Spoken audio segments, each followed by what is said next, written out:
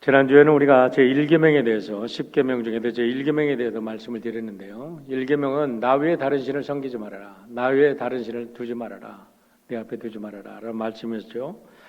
우리 하나님은 엘로힘 야훼 하나님, 우리가 전지전능하시고 스스로 계신 하나님, 그렇기 때문에 사실은 신이라고 얘기할 때 우리 믿는 사람들에게서, 성경을 믿는 사람들에게서는 오직 천지를 창조하신 유일하신 하나님 한 분밖에는 신이 없는 거죠.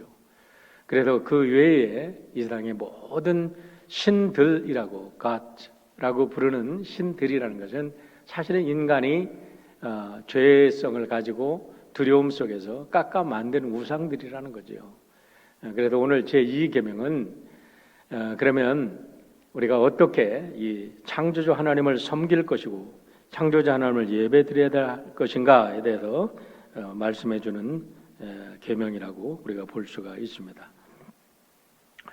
히브리 성경을 히브리 바이블이라고 하는데 히브리 바이블을 우리가 보면은 내용은 같아도 구분은 달라요. 분류가 다르기 때문에 히브리 바이블에는 24권으로 편성이 되어 있습니다. 거기에서 이제 토라가 되어 있고 예언서가 있고 성문서가 있는데 토라 율법서를 우리가 토라라고 하고 예언서를 네비임이라고 하고 성문서를 케투빔이라고 얘기를 하는데 이 첫 번째 글자들을 따서 히브리 바이블을 타나크라고 부릅니다. 그런데 이 유대인들은 이 타나크를 공부하는 방법들이 두 가지가 크게 나누어질 수가 있는데 미드라시라는 방법이 있는데 미드라시라는 것은 이 타나크 그러니까 구약의 말씀들을 한 귀절 한 귀절 그 의미를 따져가는 것을 우리가 미드라시 방법이라고 얘기를 합니다. 그리고 또 한 방법은 미슈나라고 하는데 이 미슈나는 그 구약에 있는 많은 사건과 사고들 또 인생의 모든 문제를 통해 인간이 가질 수 있는 모든 삶의 주제들이 나타나 있죠. 그래서 그런 주제들을 주제별로 다루는 것을 미슈나 방법이라고 얘기를 하는데요. 이런 미슈나 방법이 바로 탈무드의 기본적인 틀이 되어가지고 탈무드는 이 미슈나 방법을 통해서 계속해서 주제를 가지고 토론하고 확장하고 연구하고 삶의 우리들의 주제들을 논하는 것이 바로 탈무드라 그렇게 볼 수가 있는 거죠. 그런데 이 미드라시에 재미있는 이야기가 있어서 여러분에게 소개합니다. 미드라시에 보면 3400년 전에 모세가 시내산에서 하나님께 토라를 받으러 올라갔을 때에 그때에 굉장히 중요한 얘기입니다. 시공을 초월한 모든 유대의 영들이 유대인들의 영들이 이 말이 상당히 우리들에게 주는 깊은 의미가 있어요.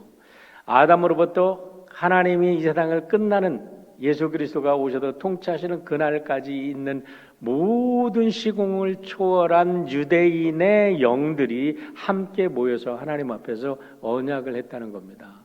하나님, 우리가 이 언약을 받는데 하나님의 뜻대로 이 세상을 만드는데 우리가 공헌을 하겠습니다 하고 하나님과 언약을 했다는 거예요. 이런 이야기 속에 여러분 전해지는 이런 스토리 속에 전해지는 놀라운 진리가 있어요. 성경이나 또 이 구전을 통해서 전해지는 이 진리 속에 우리가 이걸 발견하는 거예요. 이게 뭐냐면 토라 뿐만 아니라 타낙 전체 구약의 모든 말씀 또 우리는 신약에 있는 모든 말씀들은 시공을 초월한 현재적 진리라는 거예요. 아브라함을 읽을 때 아브라함이 지금부터 3000년 전에 4000년 전에 있었던 사람이 아니라 오늘 이 시대에 나를 위한 말씀, 오늘 이 시대에 우리를 위한 말씀이라는 거예요. 다니엘서를 읽을 때에 2500여 년, 400여 년 전에 있었던 어떤 한 선지자의 이야기를 읽는 게 아니라 오늘 이 시대에 우리를 읽어주는 우리를 위한 하나님의 말씀으로 다가온다는 거예요. 그래서 성경은 모든 것이 현재적인 진리라는 것. 그래서 서구에서 여러분 영어를 배울 때 진리는 뭘로 표현한다고요? 현재형으로 표현하잖아요. 우리가 영어 문법을 배울 때 중학교부터 영어 문법 많이 배웠잖아요. 모든 진리는 현재형으로 표현한다. 그 소리는 뭐냐?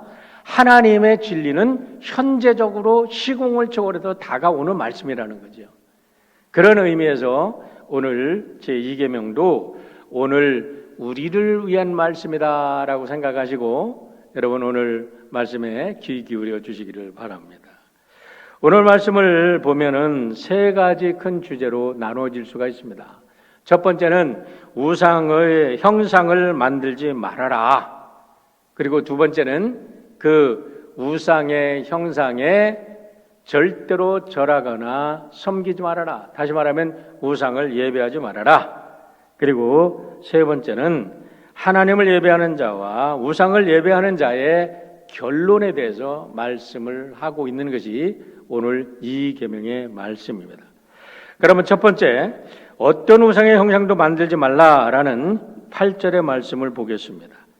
너는 자기를 위하여 새긴 우상을 만들지 말고, 너를 위하여, 자기를 위하여 새긴 우상을 만들지 말고. 누가 새겨요? 내가 새기는 거지. 너는 너를 위해서 내가 우상을 새기지 말라는 거예요. 근데 웃기는 게 사람들은 자기가 새겨놓은 우상을 자기가 섬기고, 또 우리가 잘못 새겨놓은 우상이 우리의 자손들이 섬기고 또 이웃들이 섬기고, 그래서 세상을 어지럽게 하는 그런 사람들이 되는 거죠.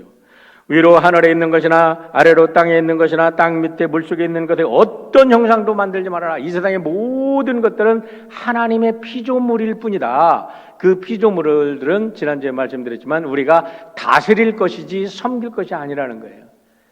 그런데 이 말씀을 받을 때 이스라엘 백성들의 마음은 참으로 굉장히 아프고 시리도록 이 말씀이 저들 가슴을 찔렀으리라고 생각을 합니다. 우리가 출애굽기 32장을 읽어보면은 다시 리피트를 하지만 모세가 이제 시내산에 3개월 만에 시내산에 도착했어요. 그러고 나서 모세는 시내산으로 하나님께 불림을 받고 올라갑니다. 여호수아를 데리고.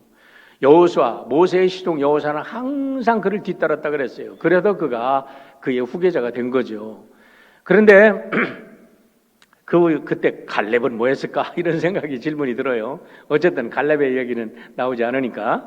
자, 40일 동안 올라가서 하나님의 십계명을 받아가지고 내려오는데 이스라엘 백성들이 그 사이를 참지를 못하고 우상을 만들어서 섬겼다는 겁니다. 출애굽기 32장에 보면은 아론이 우상을 만들어가지고 금송아지를 만들어 놓고 거기에서 뛰며 그냥 춤추며 거기에서 번제를 드리고 화목제를 드리고 자기들 마음대로 자기 방식으로 예배를 드렸다는 거예요. 그러니까 그때까지는 이스라엘 백성들은 십계명을 알았을까요? 몰랐을까요? 몰랐어요. 이게 중요한 겁니다. 누구만 알았어요? 그 십계명을 받은 모세만 알았어요. 그런데 모세가 그 십계명을 받아서 하나님께서 처음부터 나 외에 다른 신은 없다. 절대로 나 외에 다른 우상을 섬겨서는 안 된다고 그랬는데 내려와 보니까 그들이 우상을 섬기고 있으니까 모세가 얼마나 분노했겠어요. 하나님의 마음을 가지고 정말 holy discontent, 거룩한 분노를 가지고 얼마나 분노가 심했으면 그 십계명을 보여주지도 않고 그냥 던져서 깨트려 버립니다. 그러니까 그때까지는 이스라엘 백성들은 몰랐어요. 그랬을 때 하나님께서 모세에게 말씀하십니다. 내가 이 백성을 이 광야에서 전부 다 없애버리겠다. 그리고 내가 다른 민족을 세워서 너를 다른 민족의 지도자로 만들어줄 테니까 너는 이제 다른 민족을 데리고 나를 섬기는 예배하는 사람이 되거라. 그렇게 하니까 모세가 하나님께 간절히 중보기도 하는 거예요. 하나님 용서해 주세요. 만약에 하나님께서 애굽에서 불러낸 이 백성이 이 광야에 와서 전부 다 하나님에 의해서 저주받고 죽었다고 하면 그 부끄러움이 누구의 이름이 부끄러워질 것입니까? 하나님이 불러내놓고 하나님이 주겠다고 세상 사람들이 말할 거 아닙니까? 제발 하나님 그러지 마시고 차라리 나를 생명록에서 제외시키더라도 삭제시키더라도 이 백성을 살려주십시오. 모세가 그 기도하는 그 정말 애간장이 끄는 간절한 기도를 들으시고 하나님의 마음을 바꾸시는 거예요. 그래, 그렇다 그러면 이 백성들에게 저 금송아지를 다 갈아서 먹여라. 그리고 회개하게 하라. 그리고 너는 다시 시내산에 올라와라. 그렇게 합니다. 그래서 모세가 시내산으로 다시 올라간 거죠. 그들에게 그 물을 먹이고. 그러고 나서 그들은 이제 그렇게 혼났기 때문에 다시 우상을 만들 생각은 못하고 40일 기다립니다. 40일 기다려서 모세가 십계명을 가지고 내려와서 딱 보니까 그때는 알겠어요. 자기들이 왜 잘못했는지, 무엇을 잘못했는지, 왜 모세가 그렇게 분노했는지. 왜냐하면 십계명에 그렇게 써 있으니까. 그때서야 그들은 알고 처절하게 아마 그것을 받아들였을 것입니다. 하지만 세월이 흐르면서 그들은 세상의 문화와 부딪힙니다. 여러분 한번 보세요. 그들은 목동인들이었어요. 아람의 자기들이 이렇게 야곱이 그를 만나서 소개할 때, 그리고 또 자기들의 나라를 소개할 때 뭐라고 하냐면 우리는 아람 민족, 떠돌이 아람 민족이었습니다. 우리는 목동들이었습니다. 그렇게 소개를 하잖아요. 그런데 그 사람들이 가나안 땅에 들어가 보니까 가나안 땅에는 철기 문화가 이미 발달했습니다. 성읍이 아주 그냥 높게 서 있습니다. 그리고 농경사회가 돼가지고 안정돼가지고 그 속에도 풍요로운 놀라운 농작물을 걷어내고 그들이 풍만하게 사는 거예요. 행복하게 사는 거예요. 그런 세상 문화에다가 겹치니까 문화적인 엄청난 컬처 속에서 그들이 섬기고 있는 바알과 아세라를 당연히 그들이 섬기고 그들이 그 속에 유혹되는 거 아니겠어요? 여러분, 근데 그 후부터 계속해서 이런 패턴이 계속 돌아가고 있는데 그때마다 하나님께서는 이스라엘 백성들에게 해치를 들어가지고 호되게 그들을 치십니다. 그들을 어려움에 빠지기도 하고 그들이 내전에 휩싸이기도 하고 그들이 외적의 침입을 받아서 포로로 잡혀가기도 하고 그러는 모든 과정을 통해서 하나님께서 들려주시는 말씀이 있어요. 뭐예요? 바로 선민, 너희들이 하나님을 예배하는 선민으로 택함을 받았다는 것은 그들이 하나님께 예배하는 선민으로 택함을 받아서 하나님을 제대로 예배하지 못하면 이렇게 혼난다는 그런 모델로서 세워져 가지고 그들은 오늘까지 그들의 역사가 하나님을 예배하는 자들, 그리고 하나님을 잘 예배할 때는 축복을 받고 하나님을 예배하지 못할 때는 그들이 하나님께 혼나는 그런 패턴을 우리들에게 보여주면서 그들이 하나의 교육의 샘플이 되고 있는 거지요. 그런데 이런 문화적인 충격이 계속 와전되면서 우상이 계속되는 속에서 하나님께서 이스라엘 백성들에게 변함없이 하신 말씀이 있어요. 이 말씀은 태초부터 지금까지 변하지 않습니다. 그게 무슨 말씀이냐면 신명기 4장 15절 말씀이에요. 우리 함께 읽어볼까요? 같이 읽습니다. 여호와께서 호렙산 불길 중에서 너에게 말씀하시던 날에 너희가 어떤 형상도 보지 못하였은즉 너희는 깊이 삼가라. 창세기에 나온 게 뭐예요? 하나님께서 세상을 창조하실 때에 어떤 하나님의 형상이 나왔나요? 아니잖아요. 말씀으로 세상을 창조했습니다. 하나님께서 노아를 선택해서 방주를 만들려 할 때 하나님께서 무슨 할아버지 같은 모습으로 나왔나요? 아닙니다. 말씀으로 하셨어요. 아브라함을 선택할 때도 말씀으로 하셨어요. 이스라엘 백성들을 선택할 때도 말씀으로 하셨어요. 왜 그렇습니까? 천지 만물, 우주 만물을 지으신 하나님께서 어떻게 어떠한 피조물을 가지고 자기를 아이덴티파이 할 수 있겠습니까? 아무도 할 수 없죠. 예를 들어서 하나님께서 태양을 아이덴티파이 했다 하면 나는 저 태양 같은 신이다 그랬다 그러면 인간들은요 태양을 하나님을 섬기는 게 아니라 태양을 만들어 놓고 태양에다가 태양을 신이라고 섬겼을 거예요. 여러분 이게 중요한 겁니다. 예배를 할 때 우리는 어떤 형상을 보고 예배하는 게 아니라 말씀을 듣고 말씀에 반응함으로 말씀에 순종함으로 예배하는 자들이 되어야 될 줄 믿습니다. 어떤 형상을 만드는 게 아니라는 거예요. 여기서 우리가 염두에 둘 것은 우상이라고 할 때 사람들은 대부분 불상이라든가 석상이라든가 어떠한 짐승의 상이라든가 식물의 상을 우상이라고 얘기를 해요. 어떤 뱀을 섬기기도 하고 힌두교에서는 3억 3천 개의 우상이 있답니다. 일본에 가면은 800만의 우상이 있다고 얘기를 하잖아요. 그런데 하나님께서 우상을 만들지 말라고 했을 때 이 우상을 만드는 것은 단순히 물리적으로 형상화시키는 것만을 우상으로 말하고 있지는 않아요. 팀 켈러 목사님이나 카일 아이들문 목사님 두 분 다 목사님인데 이분들이 counterfeit God이라고 God at war 이런 이 우상들과의 전쟁에 대해서 책을 쓰셨는데 이분들 두 분이 공통적으로 하시는 말씀이 있어요. 그게 뭐냐면 인간의 마음은 우상 공장이다. 인간의 마음 속에도 영적 전쟁터라는 거예요. 계속 내가 우상을 섬길 것인가 하나님을 섬길 것인가 계속 싸움을 하고 있다는 거예요.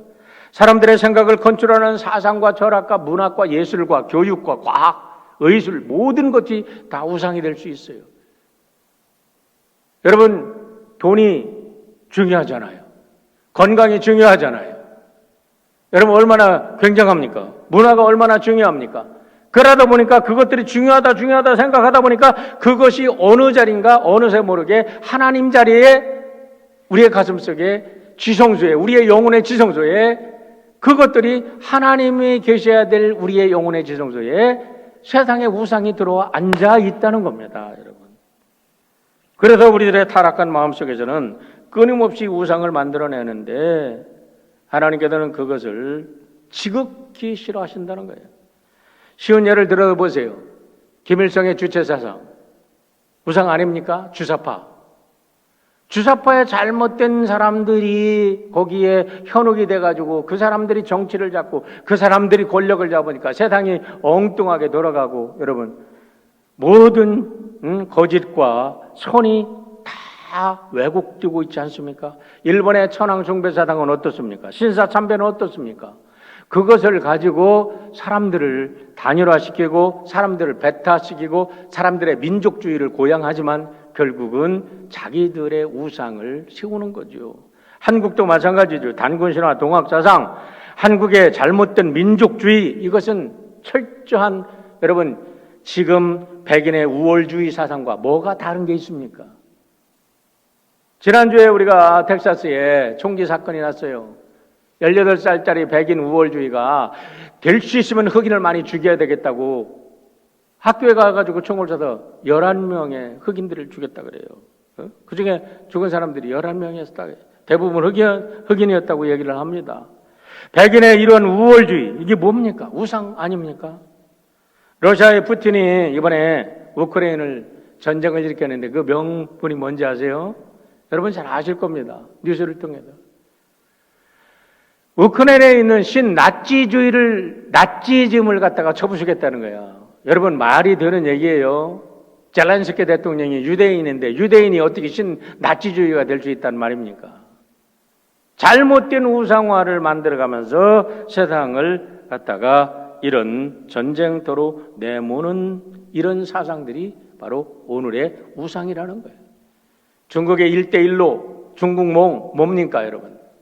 중국몽에 한국 사람들이 거기에 들어간다고 한참 떠들어댔잖아요. 우리는 중국몽에 함께한다. 중국몽이 뭡니까? 한민족, 한족이 세상을 통치하는 세상을 만들겠다. 한족이, 중국이 세상의 중심이다. 그러면서 자기들 민족 아니면 전부 다 무시하고 오직 자기들 민족만을 세우려고 하는 그런 잘못된 사상들. 바보야 문제는 경제다. 이걸 보니까요, 요즘에 가만히 보니까 모든 정치인들의 우상이 경제가 된 것 같아요.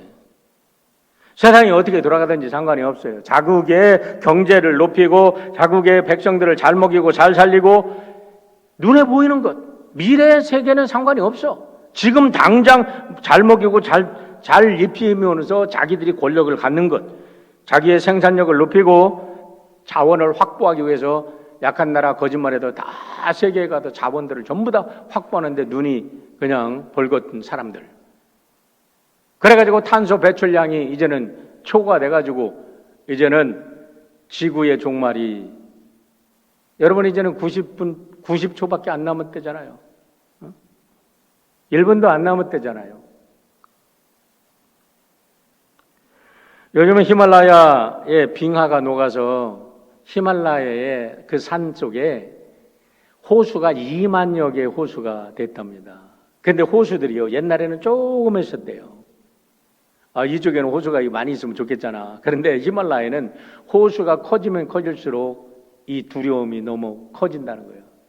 왜 그러냐면 그것이 얼음과 흙들이 쌓여가지고 같이 해서 그 호수가 커지는데 빙하가 계속 녹아도 호수가 넓어지니까 그 물의 수압을 견디지를 못하고 호수가 언제 터질지 모른다는 거예요. 이걸 갖다가 빙하 쓰나미라고 얘기를 합니다. 쓰나미가 바다에서만 이러는 게 아니라 이 빙하 쓰나미가 돼가지고 그냥 히말라야를 덮치게 히말라야 밑에 있는 모든 동네들을 휩쓸어 갈 때는 이것이 바다로 내려오고 이것이 세계 기후를 바꿔서 세계의 큰 재앙이 이제는 세계의 모든 기후가 다 변해서 얼마 남지 않았다라고 이야기를 하는 거지요. 이 모든 것이 뭡니까? 인간의 탐욕의 우상, 성긴 거지요. 2016년에 일반 대중가수가 노벨 문학상을 탔어요. 그때까지 난 밥 딜런이라는 사람이 누군지 몰랐어요. 그런데 그때 밥 딜런을 찾아보니까 이번에 노래는 잘하는지 안 하는지는 잘 모르겠어요. 나는 그런 풍은 아닌데. 그런데 보니까요. 밥 딜런의 노래는 하나의 시야. 모든 것이 그 사상이 거기에 담겨 있고 그가 부른 노래, 그가 만든 가사는요. 너무나 아름다운 가사들이고 인간의 진리를 얘기하고 있어요. 그래서 밥 딜런은 시에다가 생명을 불어넣는 시인이다, 가수다 이렇게 평가를 하고 결국 노벨 문학상까지 대중가수가 받았는데 그 사람이 부른 노래 중에서 Gotta serve somebody, 누군가는 섬기리라. You're gonna go to serve somebody. 너는 반드시 누군가는 섬겨야 된다라는 얘기를 이 노래를 불렀는데 이 노래는요. 밥 딜런이 born again 크리스찬으로 완전히 거듭난 후에 하나님의 진리를 깨닫고 이 노래를 줬다 그래요. 한 4, 5분짜리인데 여러분 한번 오늘 가져도 밥 딜런의 Gotta serve somebody라고 치고서 한번 다 들어보세요. 여러분 셀폰 가지고 다 들어볼 수 있어요. 그 내용이 그 가사가 너무나 귀한 가사인데 우리 조금만 한번 들어보죠. 한번 들어보세요.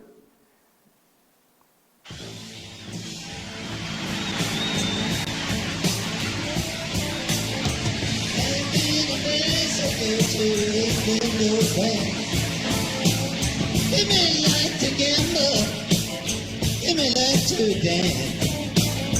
You made me the heavyweight champion of the world. You made me a socialite with a long string of pearls, but you'll have to serve somebody. Yes, indeed, serve somebody.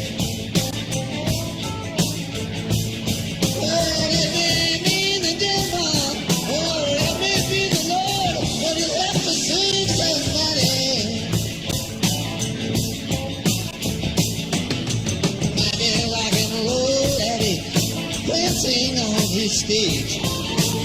Murder drugs in your pocket, women in a cage. You may be some businessman or some high-degree thief. They may call you doctor, they may call you chief, but you'll have to serve somebody. Yes, indeed, serve somebody.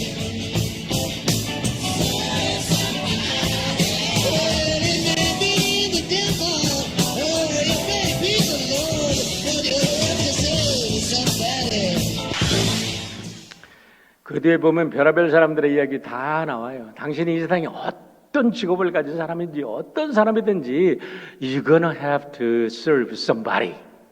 이게 계속 리핏됩니다. 그러면서 하는 말이 실제적으로 너희들이 섬기는 거는 우상을 섬기든 주님을 섬기든 둘 중에 하나는 섬긴다는 거예요. 여러분 누구를 섬기고 계십니까? 여러분은 정말 하나님을 섬기고 계십니까?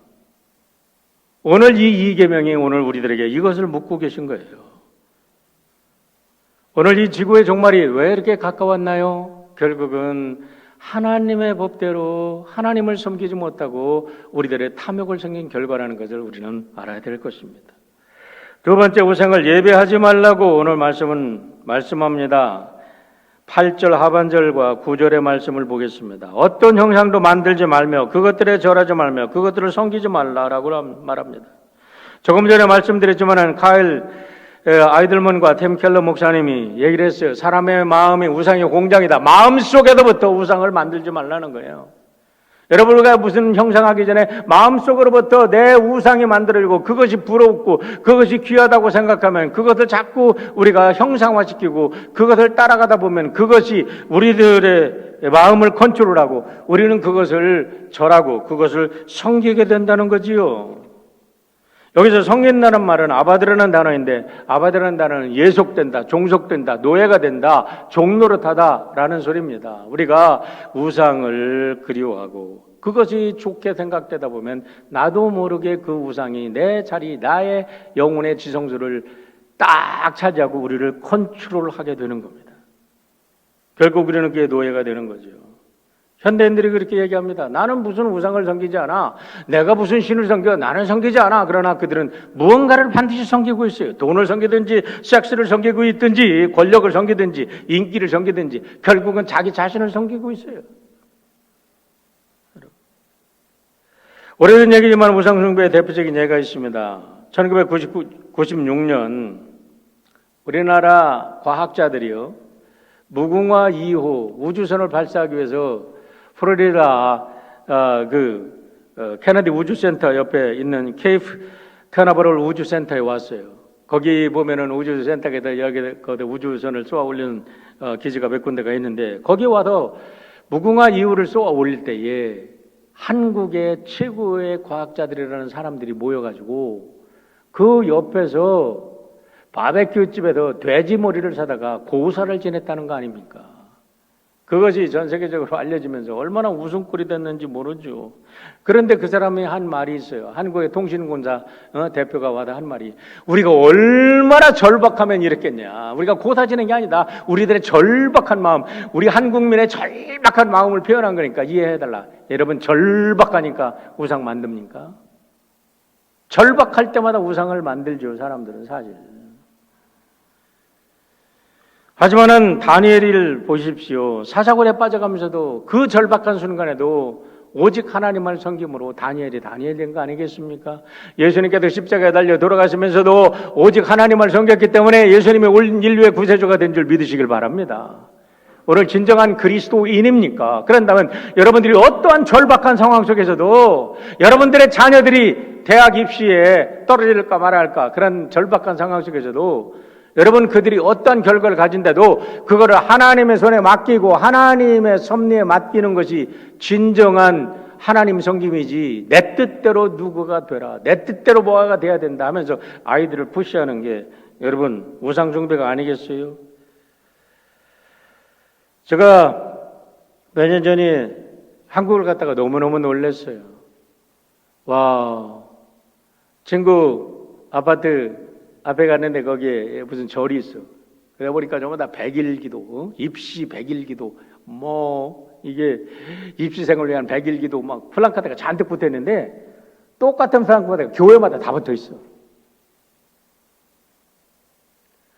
여러분, 교회가 뭐가 세상과 다른 게 있습니까? 우리의 자녀들이 하나님께서 우리들에게 맡겨주신 귀한 자녀들이고 우리는 그들을 하나님의 자녀로 우리가 양육하고 하나님의 자녀로 서포트하는 것뿐이지 내 새끼라고 생각하고 나의 어떤 교만과 나의 자존심을 세우는 자식이라고 자랑하고 또 거기에 부끄러워하고, 그래서 아이들의 재능을 갖다가, 여러분, 하나님이 주신 재능, 공부 잘하는 재능도 있고 노래 잘하는 재능도 있고 춤을 잘 추는 재능도 있고 우리가 스포츠를 잘하는 재능도 있고 기술을 잘 하는 기술을 하는 기술자도 있고 말이요. 다양한 사람들의 재능이 있잖아요. 그 모든 것이 합하여 하나님 나라를 이루는 거 아니겠어요? 그런데 왜 우리는 내 뜻대로, 우리 뜻대로 아이들을 갖다가 푸시하고 결국은 아이들을 죽음으로 몰아가기까지 합니까? 그게 무엇입니까? 우상숭배 아닙니까? 이제는 우리가 좀 자유로워야 되지 않겠어요?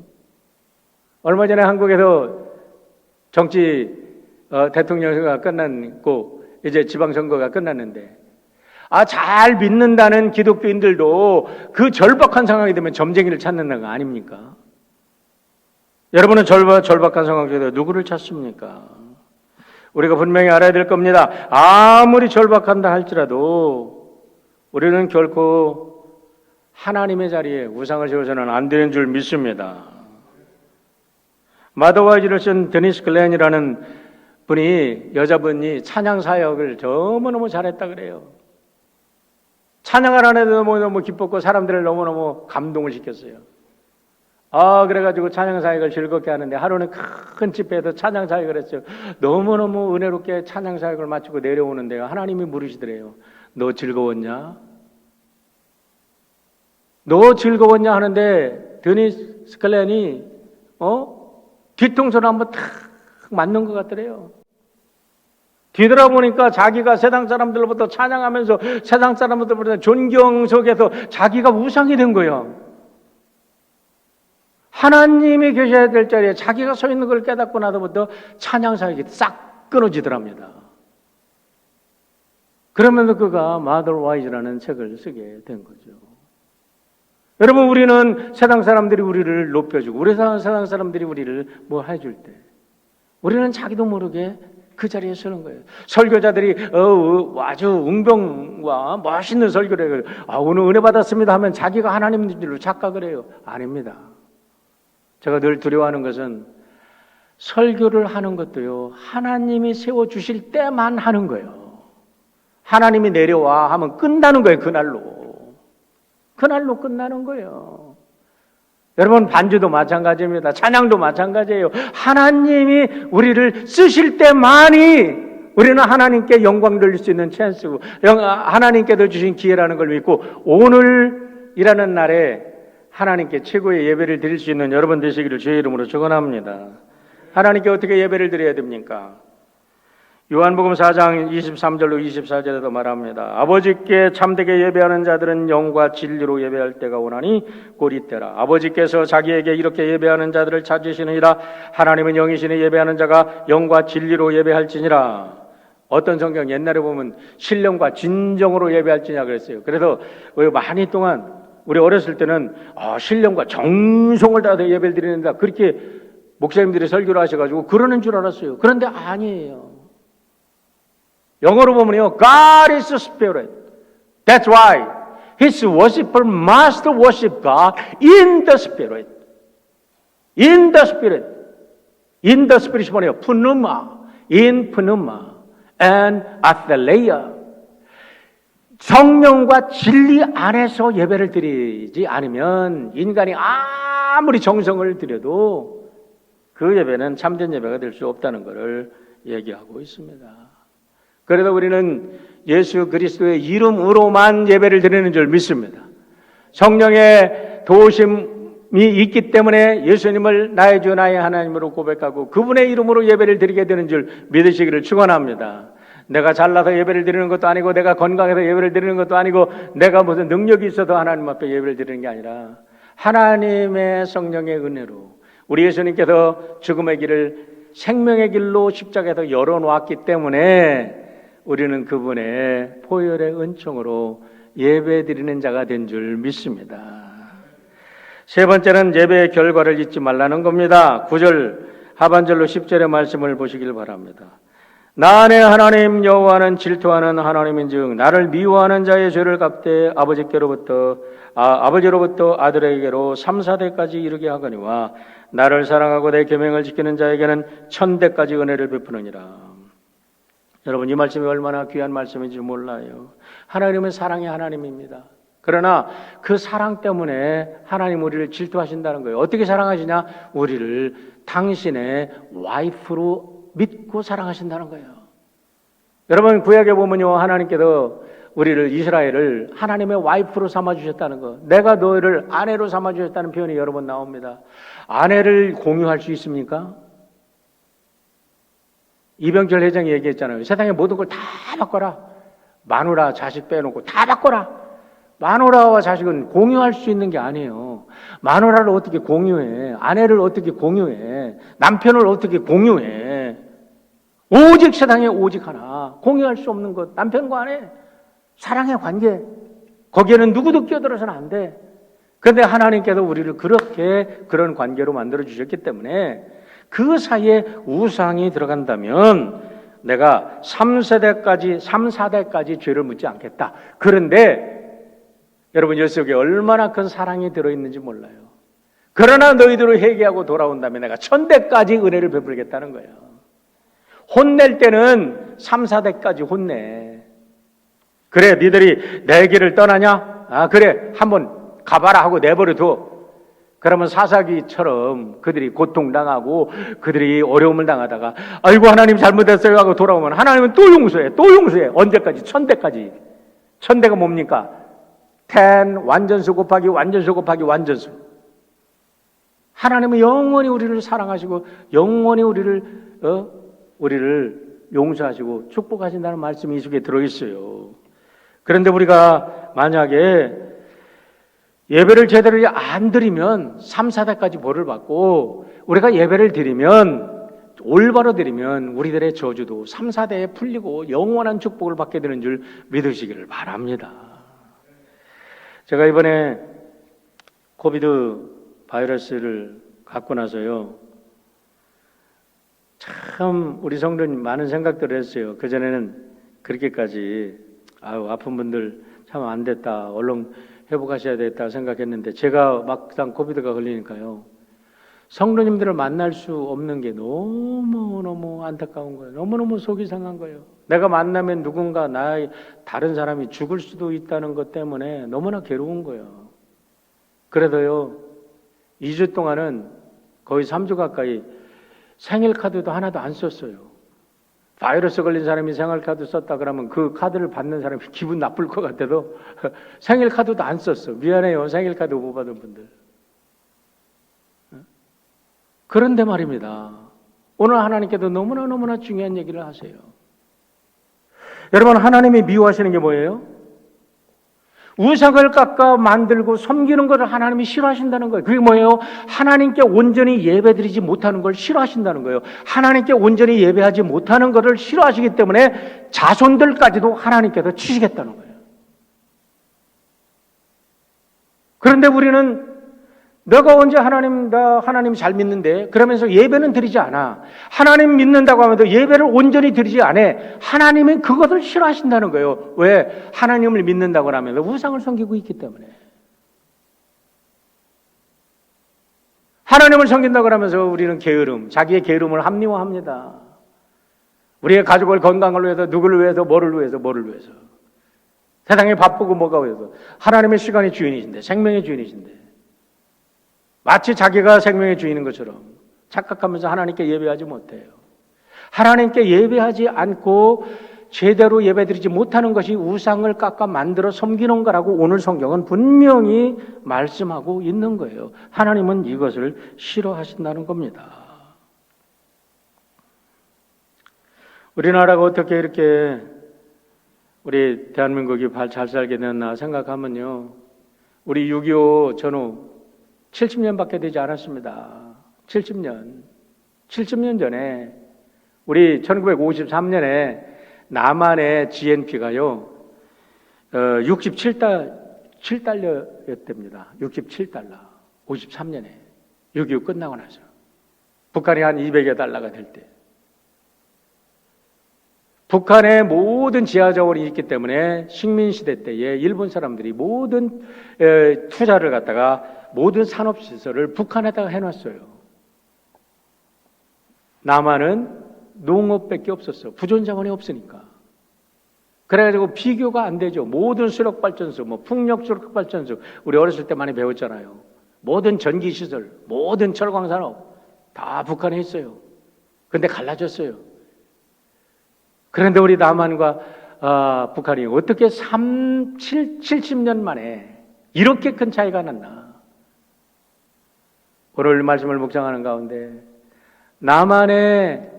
북한에 아무리 그렇게 철광석이 많고 아무리 부존자원이 많고 아무리 고향 땅이라고 해도 신앙의 자유를 찾아서 남한으로 내려온 분들이 신앙을 지키기 위해서 눈물로 기도하며 교회를 섬기며 그들이 하나님께 울부짖었더니 우리 하나님께서 남한을 축복해 주셨고 북한엔 김일성 우상이 들어서므로, 하나님 자리에 들어서므로 북한이 저렇게 피폐해졌다고 저는 믿습니다.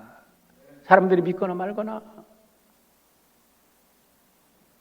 이스라엘 역사도 마찬가지입니다. 73년 후에 이스라엘은요 70년에 디도 장군에도 망합니다. 그러고 나서 73년에 완전히 나라가 망해도 흩어집니다. 1948년까지. 그런데요 이스라엘 백성들은 어느 세상 나라에 가서도 소화되지 않은 나라가 됐다는 거예요. 빅터 솔로몬이 지은 책에 보면 참 재미있는 칼럼이 나옵니다. 뭐냐면 유대인은 소화되지 않는 민족이라는 거예요. 소화가 되지 않는다. 그러면서 요나서를 해석하는데 참 재미있는 해석을 했어요. 큰 물고기, 요나를 먹은 물고기는 이스라엘에 나타났던 제국들이야. 그런데 요나가 누구냐? 이스라엘이라는 거예요. 근데 이 3400년의 역사 동안에 이스라엘은 수많은 제국들에 의해서 먹혔다는 거예요. 먹혔는데 소화를 시킬 수가 없어. 이 민족을 도저히 소화를 시킬 수가 없어. 다른 민족은 다 소화시켰는데. 그러니까 토해냈다는 거예요. 왜? 오직 유일신 하나님만을 예배하는 민족이 있기 때문에 소화가 안 됐다는 거예요. 그렇기 때문에 그들은 세상 어디를 가든지 그들은 오늘까지 살아남아서 하나님의 놀라운 역사, 하나님의 그 말씀을 증거하는 민족이 됐다고. 빅터 솔로몬은 유대인의 입장에서 그 자기들의 역사를 그렇게 해석합니다. 그런 역사를 잘 그린 영화가 있어요. Fiddler on the Roof라는 영화예요. 한번 여러분 꼭 아마존에도 오다 하면요, 3, 4분이면 볼 수 있어요. 여러분 가족들하고 여러분 자녀들하고 볼 수 있는 아주 감동적인 영화예요. 한번 보시길 바랍니다. 그 중에서 나오는 노래가 아주 유명하고 우리들의 귀에 익은 노래가 있어요. Sunrise, Sunset 하는 노래인데요. 거기에 주제곡입니다. 그런데 그 영화의 전체적인 것을 알아야 이 노래가 얼마나 가슴 아프고 얼마나 가슴 저리는 노래인지 몰라. 이 영화의 배경은 우크라이나입니다. 지금 러시아가 전쟁하고 있는 우크라이나. 그 우크라이나에 아나테프카라는 조그만 마을에 유대인의 정착촌이 생겼어요. 거기에서 테비에라는 한 농민이 이제 우유 가공업을 하면서 정직하게 열심히 살아갑니다. 딸 5을 뒀어요. 그런데 늘 안식일에는 예배를 드리고 하나님의 말씀 속에서 전통을 전해주려고 트래디션 하면서 계속해서 이 전통을 자식들에게 전해주려고 하는데 자식들은 전통 속에 얽매이지 않으려고 계속 튀어나가려고 합니다. 그러면서도 불구하고 이 신앙이 전수되어 가면서 이스라엘 백성들이 그 고난의 역사에서 살아남는 그 역사를 그린 거예요. 자녀들 전통 속에서 키우려고 하는 아버지, 그 전통을 튀어나가려고 하는 자녀들. 그러나 그 속에서 아이들은 날이 가고 날이 새면서 자라고 있어요. 또 다른 전통을 만들어가면서 전통을 이어갑니다.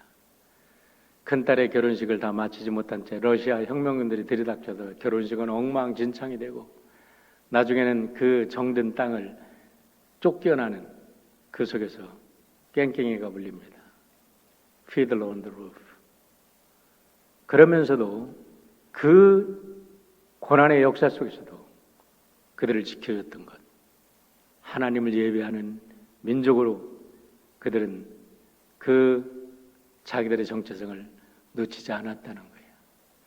여러분, 우리들이 이 사회 속에서 어떻게 우리의 자녀들을 기를 것이고 우리는 무엇을 위해서 살 것입니까?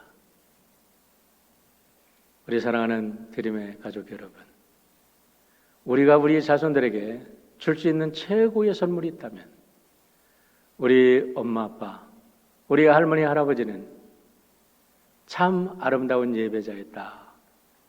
그렇게 우리의 자손들에게 그들의 가슴 속에 심어줄 수 있다면 우리의 삶은 여한이 없는 아름다운 축복된 삶이 될 것입니다.